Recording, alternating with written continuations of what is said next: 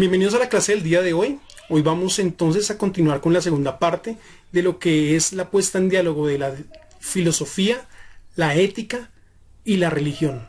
Entonces continuemos, chicos. Mira que me parece muy interesante es ver cómo la ética no solo es un campo dentro de la filosofía, sino también es un campo dentro de la religión. Me gusta mucho lo que tú decías. Hay una institucionalidad religiosa, que es el oráculo de Delfos, y este oráculo, pues, Querofonte, que va allí a preguntar, pues la cuestión es, oiga, están preocupándose por sí mismos, ¿sí? Se están preocupando por ellos mismos, por eso van al oráculo. Y eso es una actitud ética, una actitud de reflexión, una actitud en la cual ellos quieren ahondar más y no quieren ser como los demás. Por eso en la ética se va pensando también en la identidad, ¿no? En la identidad de cada uno, en que yo qué quiero aprender, para qué soy bueno, que es algo, que es una pregunta que todos nos tenemos que hacer. ¿Quién soy yo? ¿Cierto? Es una pregunta que es muy interesante porque esta pregunta nos va, número uno, a acompañar toda la vida y número dos, la hacemos porque somos los únicos con los cuales vamos a convivir toda la vida, ¿cierto? Entonces es una pregunta muy interesante que allí ellos se plantean, una pregunta por la ética y una pregunta por nosotros mismos.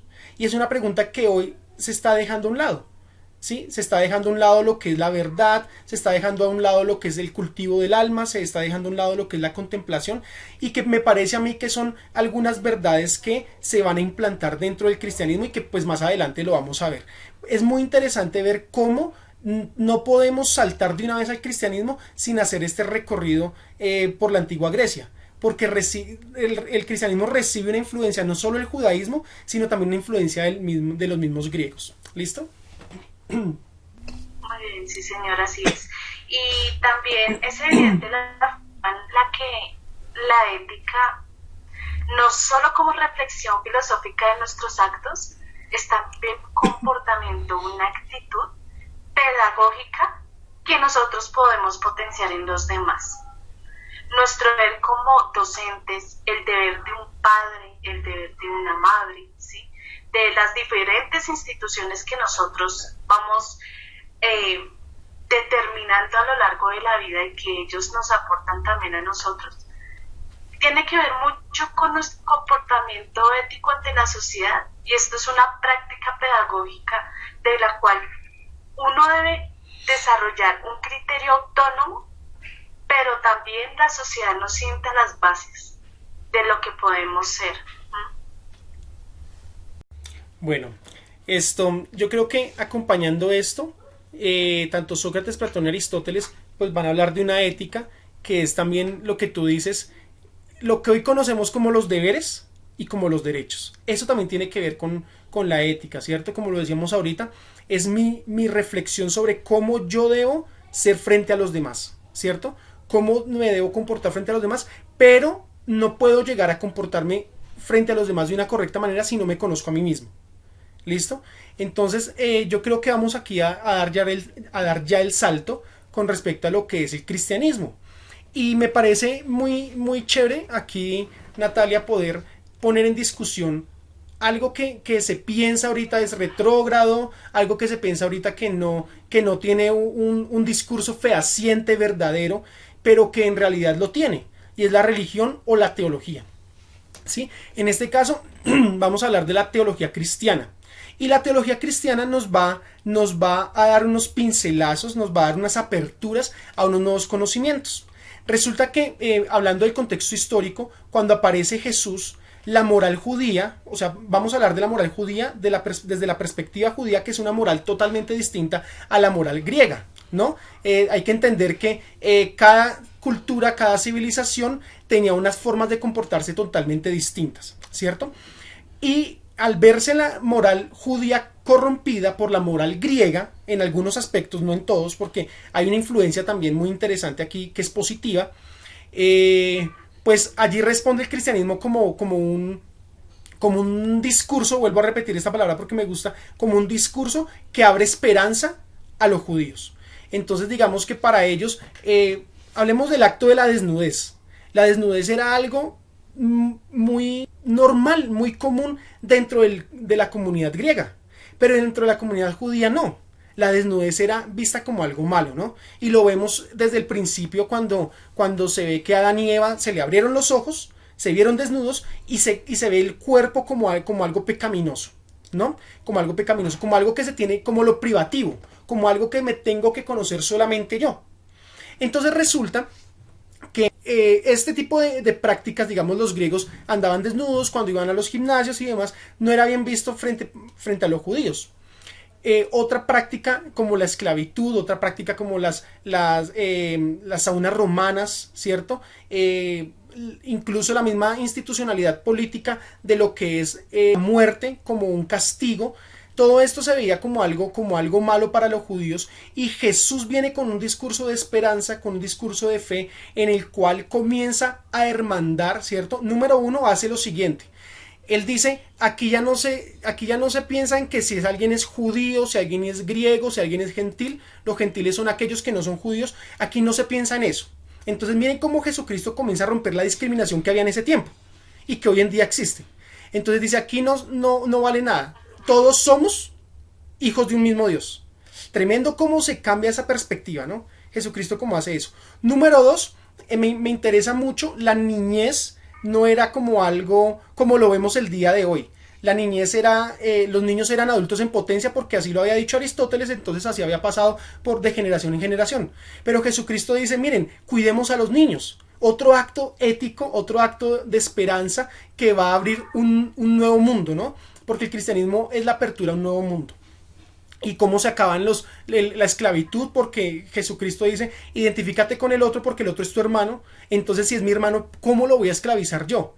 Entonces se van rompiendo ciertas estructuras y obviamente no se aniquila, no se omite la ética griega, pero sí se transforma. Y se va transformando mientras el discurso cristiano se va armando también. Entonces vemos cómo el cristianismo influencia en la filosofía, y la filosofía cómo influencia en el cristianismo. No sé si quieres decir algo. Sí, es muy lindo lo que dices, Andrei, porque desafortunadamente, y hablo de que independientemente, chicos, y aquí los presentes, independientemente de que creamos o no creamos, somos pertenecientes a una cultura católica, ¿sí? Todos estamos permeados de una religión. Muchos pueden decir, no, la religión no, yo quiero escapar de todo eso, pero es casi un imposible, ¿sí?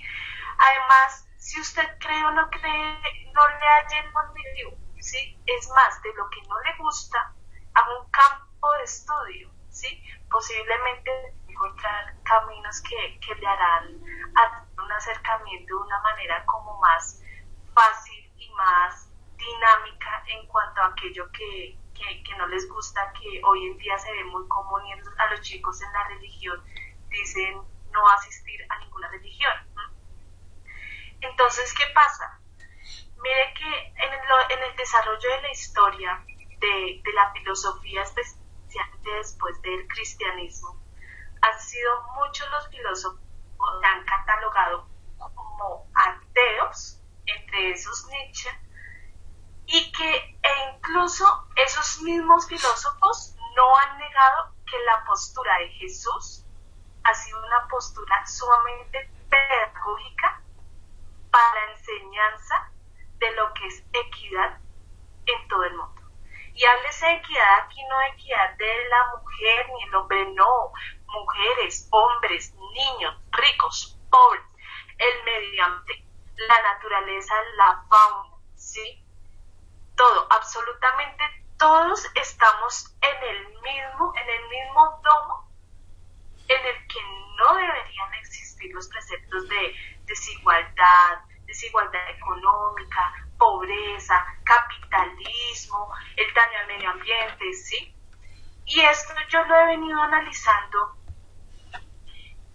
particularmente, no sé si podemos adentrar a este tema, en algo que últimamente me ha gustado mucho, y es el pensamiento del Papa Francisco. he leído sobre el pensamiento de los papas después de la muerte del Papa Juan Pablo II. Entró el Papa alemán, que se me escapa en estos momentos el nombre. Ratzinger.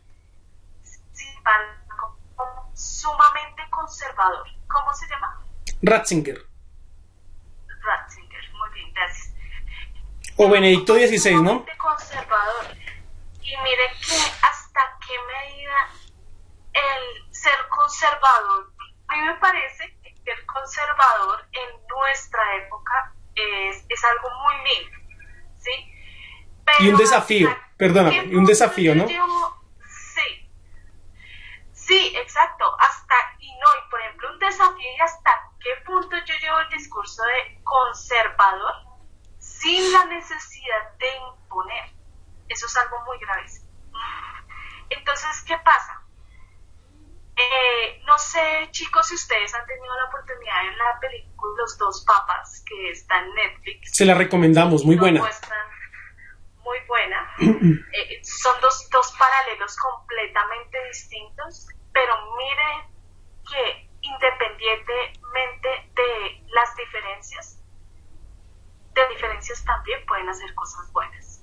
Y no cosas buenas solo para la sociedad, sino para nosotros como seres humanos. Porque ¿qué pasa? No aprendemos a respetar las diferencias. Eso hace parte de la teoría de la justicia social, ¿sí? Dice algo John Rawls. No respetamos las diferencias. Hoy en día las mujeres, por ejemplo, piden equidad de género, igualdad de género, pero muchas veces no aprendemos a respetar nuestras diferencias entre nosotras mismas. Sí, se piensa que el respetar las diferencias es callar al otro, ¿cierto? Más bien deberíamos decir lo que dijo Voltaire: yo incluso daría mi vida porque tú seas escuchado. Entonces esa es la postura, ¿no? Debemos volver a una postura ilustrada, francesa, podríamos decirlo, sí, no somos eurocéntricos, pero se necesita también ese tipo de mixturas, ¿no? No es callar al otro, sino permitirle al otro también que escuche. Y en permitirle, pues ahí está lo ético. Ahí está el que yo pueda ser escuchado también, así como el otro puede ser escuchado, así no esté de acuerdo.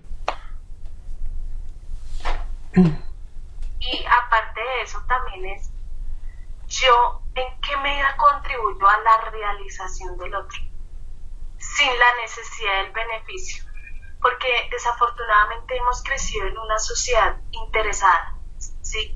Que si yo doy algo estoy esperando a la misma vez que eso que yo hice me sea encomendado de una u otra forma, ¿sí? Y no debería ser así. Nótese, chicos, ustedes en algo tan simple y hermoso como es el amor, ¿sí? Realmente, ¿cuántas parejas buscan la realización en sí? Que yo busque la realización en mi esposo sin la necesidad de esperar algo de él, simplemente que necesito verlo crecer. Y porque necesito que él como hombre se constituya de la mejor forma posible. Y qué mejor que uno esté acompañado durante todo este proceso de alguien que sea orientación pero a la vez apoyo.